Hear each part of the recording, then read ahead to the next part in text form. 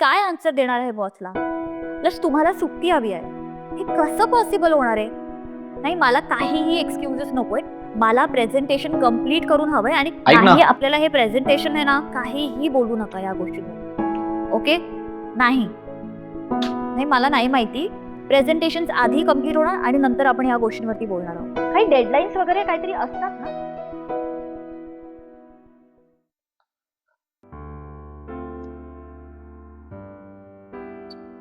हा, बोल रे. काय ग? काय बोलू? अरे तू आला होतास का मगाशी? विसरलास का? आणि काय रे, माझ्या कॉलच्या मध्येच येऊन तुला बोलायचं असतं का? नेहमीच या आहे तुझं.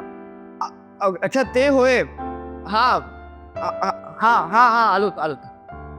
अगं जरा बोलायचं होतं. ऍक्च्युली बरेच दिवस झाले. I wanted to talk to you but I was not sure like कसं बोलू. तुझं अफेअर चालू आहे का? व्हॉट? नो. अगं तू एक थांब ना मी बोलतो. ऐक ना. सरळ बोल ना. एवढं फिरवून फिरवून का बोलतोय? हा वॉज जाऊ दे. ऍक्च्युली मी जॉब सोडतोय. मेरे से नहीं हो रहा. मला ना स्वतःचं काहीतरी करायचं आणि मुळात मला जॉब हा प्रकारच करायचा नाहीये. See I know this can come as a shocker to you. हा काही रातोरात घेतलेला डिसिजन नाही आहे. I have been thinking about this for a very long time. खूप टॉक्सिक झालंय का सगळं. खूप प्रेशर झालंय सगळीकडे आणि just because I have to earn I can't sacrifice my peace to this extent. मला असं नाही, मला कळत नाही तुला पण. म्हणजे सी आय अंडरस्टँड आपले काही गोल्स आहेत, काही रिस्पॉन्सिबिलिटीज आहेत, पण ते सगळे मी पूर्ण करेन. डोंट वरी. कसं? आता तरी माहिती नाही, पण होईल सगळं ठीक हळूहळू. हळूहळू म्हणजे? म्हणजे काही दिवसांनी. बघ सुचिता, मी काही असे पैसे सेव्ह केले मागच्या काही महिने. असं नाही की प्लॅन नाही आहे, पण आता फक्त प्रश्न राहतो तो होम लोन आणि कार लोनचा.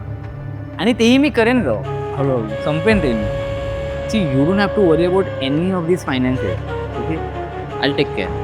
म्हणजे तुझे पैसे खर्च होऊ देणार नाही. स्टार्टिंगला थोडा स्ट्रेस होईल, don't worry, I will handle it, I will manage. आणि ओव्हर द इयर्स एवढे चांगले कॉन्टॅक्ट आहेत माझे, तर काम पण सुरू व्हायला जास्त वेळ लागणार नाही.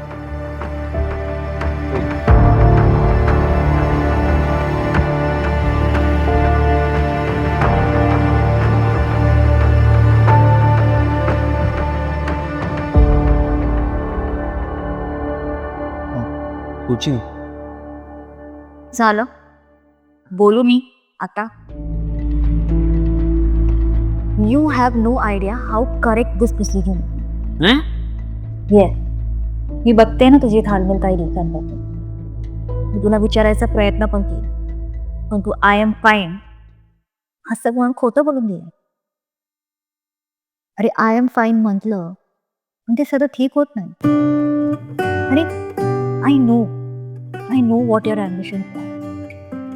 And for a long time मी पण हाच विचार करत होते की तू अडकलायस या संसारात आणि तू एकटा पडलायस या प्रपंचात. काय बोलते? हो अरे, हेच. सकाळी उठून तू ऑफिसला मरत जातो आणि संध्याकाळी येतोस तेव्हा इतका डाऊन असतो की you have no idea. But I have noticed. You did. मागचे काही दिवस मला भीतीच वाटत होती की तुला काही होतंय की काय. अरे मी स्वतः तुला सांगायला येणार होती की तू ब्रेक तरी घे किंवा गो फॉर युअर ॲम्बिशन. परवा रात्री यू हॅव नो आयडिया तू कितींदा झोपेतून बाचकून उठलाय. मी झोपू नाही शकली अख्खी रात्र आणि मग नंतर खुशीत येऊन झोपला होता, अगदी लहान बाळासारखा. आय एम स्पीचलेस रे. म्हणजे मला वाटलं काहीतरी मोठं भांडण वगैरे होईल तर. अरे वेडायस का तू? अरे तू जॉब करतोस म्हणून मी तुझ्या प्रेमात नाही पडली. राधा तुझ्याशी लग्नही त्यासाठी नाही केलं. मी तुझ्याशी लग्न केलं कारण माझा तुझ्यावर माझ्यापेक्षा जास्त विश्वास आहे. आणि उद्या काहीही झालं तर मी आहे ना. But that's what I don't want. Don't think too much. तू कर तुझे प्रयत्न. माझ्याकडे खूप सेव्हिंग्ज आहेत पुढच्या काही वर्षांसाठी. आणि हे EMIचं बिलकुल टेन्शन घेऊ नको. हे घर, ही गाडी, हे आपण घेतलं आहे, फक्त तू नाही. आणि तुला मी काय त्या बायकांसारखी वाटते का, जे फक्त नवऱ्याकडे पैशांसाठी बघतात? नाही तसं नाही, पण हे तुझं कर्तव्य नाही. माझं नाही तर कोणाचं? माझ्या नवऱ्याने घेतलेलं घर जर मी एन्जॉय करू शकते, तर त्याच घराचे EMI पण मी भरू शकते. एक लक्षात ठेव,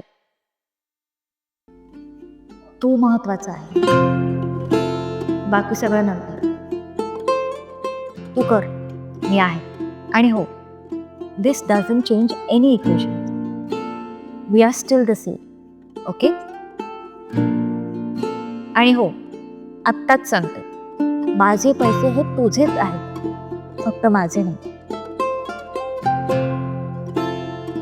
असो, मस्त चहा करते आल्यात, मग पुढची प्लॅनिंग करू. Love you.